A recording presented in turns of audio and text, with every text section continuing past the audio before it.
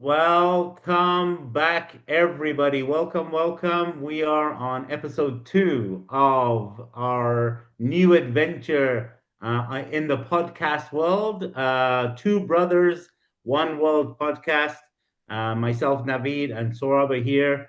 And welcome, everybody. Let's kick it off. Saurabh, what are we going to talk about?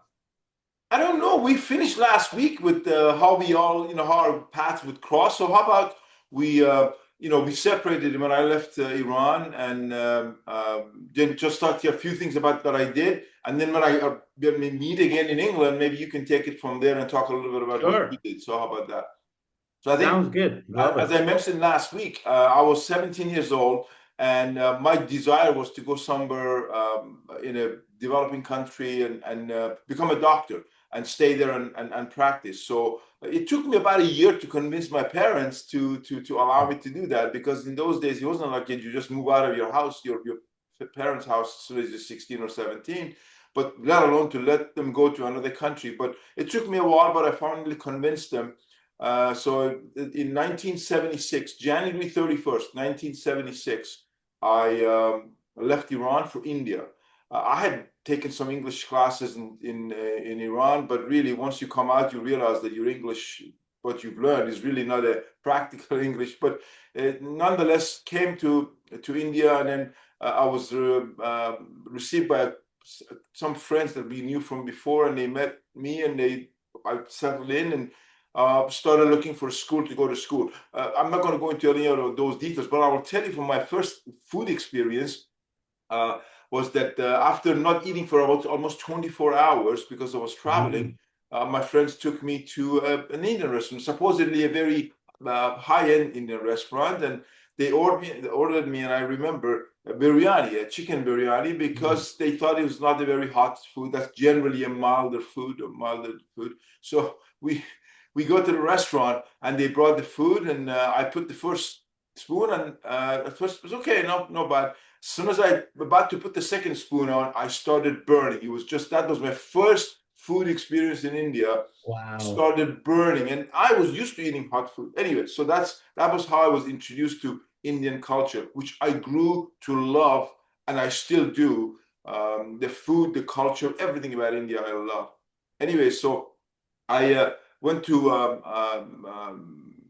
found a school to continue my education. I still needed to get my high school. There was a college there. I did what they call a pre-university course.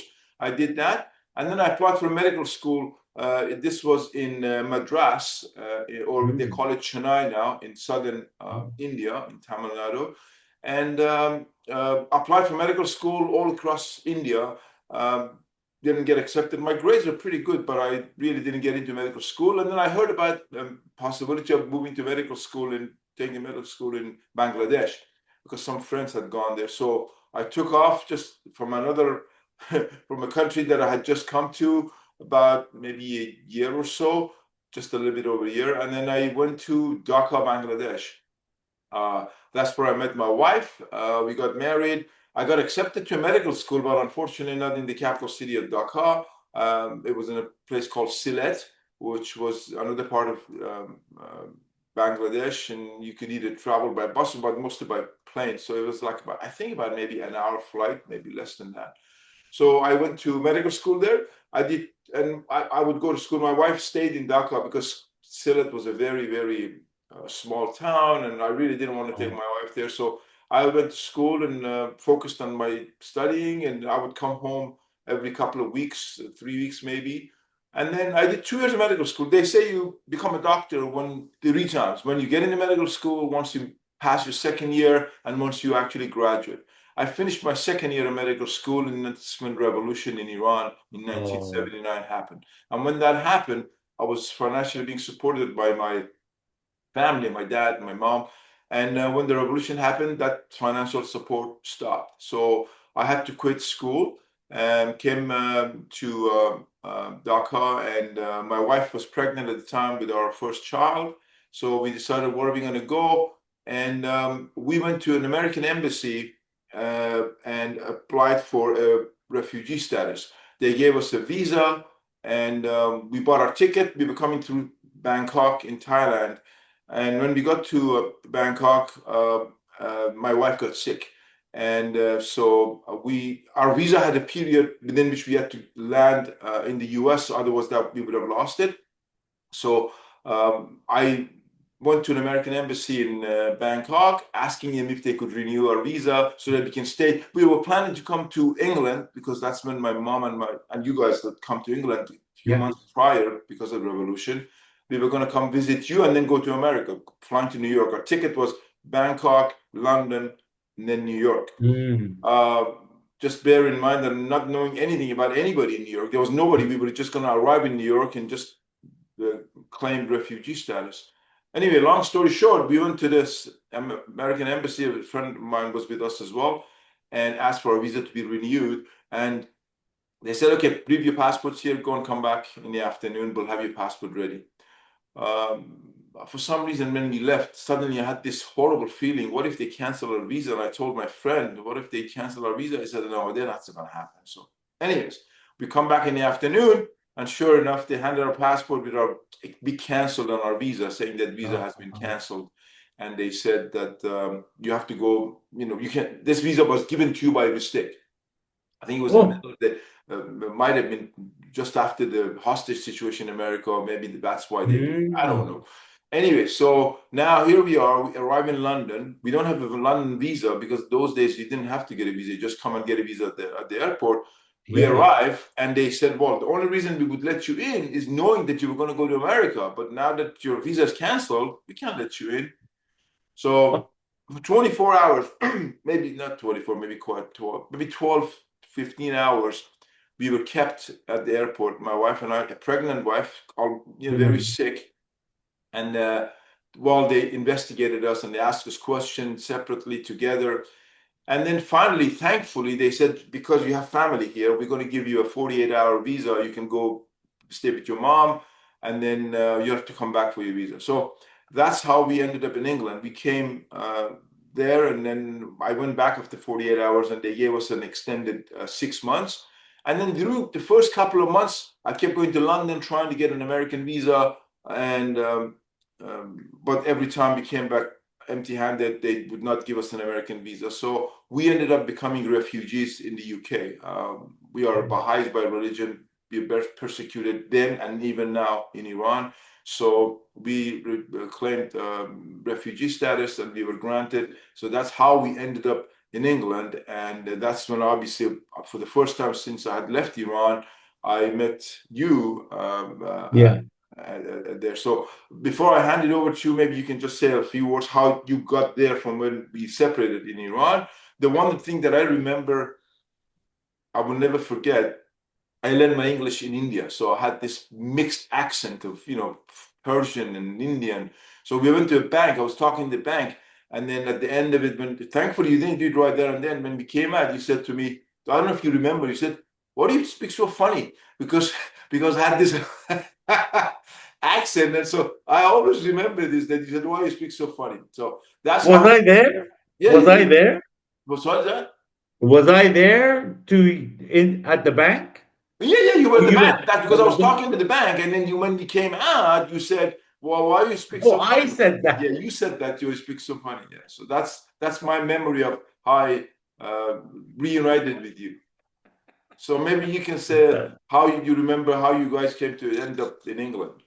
Yeah, sure. So I actually don't remember because I was so when we came in 78, I was five. So I was 5 years old. So actually, I'll be honest, I have no actual memory of like getting on a plane, Oh, really? flying to England. So I have no actual memory of that. My earliest memories are basically growing, a kid in England. That's what I remember. I remember the house, I remember the street, but I know I was lucky enough that dad told me the story. So we came to London, and from what I understand, we actually had tickets to fly to Ireland, to Dublin. That was the plan. We were going to go to Dublin and sort of stay there in dad's mind, a couple years in England and Great Britain, and then go back to Iran. So that was the plan. And then the night before or the day before we were due to go to Dublin, my dad got to know that there was a English language school specifically for Iranians in Plymouth. And so dad said, okay, if they give us our money back for the flights, then we'll change plans and we'll go to Plymouth. And it Wow. just that for me is like, we talked about predestination and whatever in life. And just imagine it opens up so many questions as to imagine if we had gone to Dublin. If we had gone to Dublin, you would have come to London. Maybe you wouldn't have got to Ireland. Maybe your visa wouldn't have got cancelled in for the US. So just so many things, and then maybe I would have been talking funny too. Um, but we didn't. So anyway, we came to Plymouth, and But to me, that's I really the do. decision that dad had to make at that moment. Because even if I think Yeah. about it now, even in today's life, we are planning to go somewhere, and suddenly, I mean, this is life changing. Suddenly, to make a decision not to go there and to go somewhere else that you don't really know anything about. And to have no, yeah, exactly. And to have no knowledge about either place. Right. Literally, his decision clearly was made on advice given from an Iranian that this is what you should do. You should go to Plymouth. There's a school there, blah, blah, blah. Yeah. So yeah, absolutely. You're absolutely right. He made that decision and we went, and you know, obviously I was put into school right away. Can't speak English, can't read English, nothing. Just got thrown in school. Yes, I was lucky enough that I was young enough that it was an easy transition for me. I generally don't remember it. The only memory I have is in school. First, definitely first few weeks, I would be sitting in the back of the class, no idea what's going on. Teacher writing on the chalkboard, no idea. All I remember is every so often, any teacher had every so often, they would come up to me, smack me across the head, and then go back to the front of the class. Clearly, they obviously asked me a question, which I don't know. And so I just got used to getting smacked in the head every couple days at school. And then Wow. and that was at a private school. So obviously dad had still had the business in Iran. So when I was put into school first, I got put into private school. And there was another Iranian girl at that school, a few years older than me.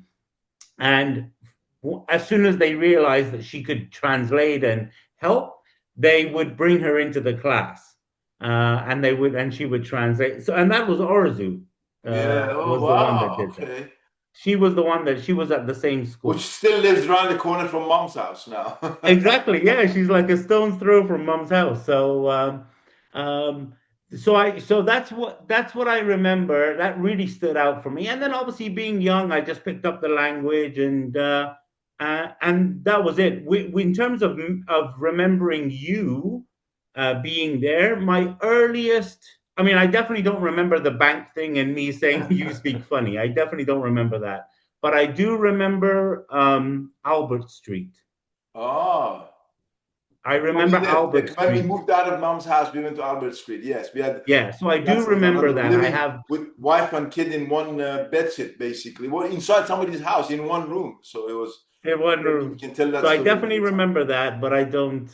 But Yeah. yeah, I don't remember the early. And then so that was. When did you move to London? So You we went to came. London We came after in that, right? 1980 because our first son was born in 81. So we were there in 80 sometime in 1980. We got there. I can't remember. Maybe middle of 1980 sometime.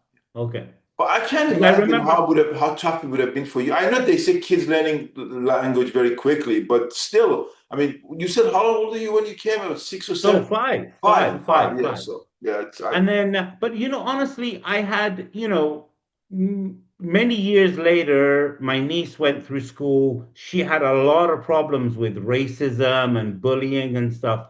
And you know what? I went through all of school, and you know, back then, I guess there was not as many Iranians in the country. You know, No, sure. like literally, we were the only one in the whole neighborhood, sort of. Yeah, But I had no issues at all at that's school in good. terms of bullying, in terms of racism. I had none of that. And then, unfortunately, many years later, when my niece went through it, I was older and I was able to support and Sure.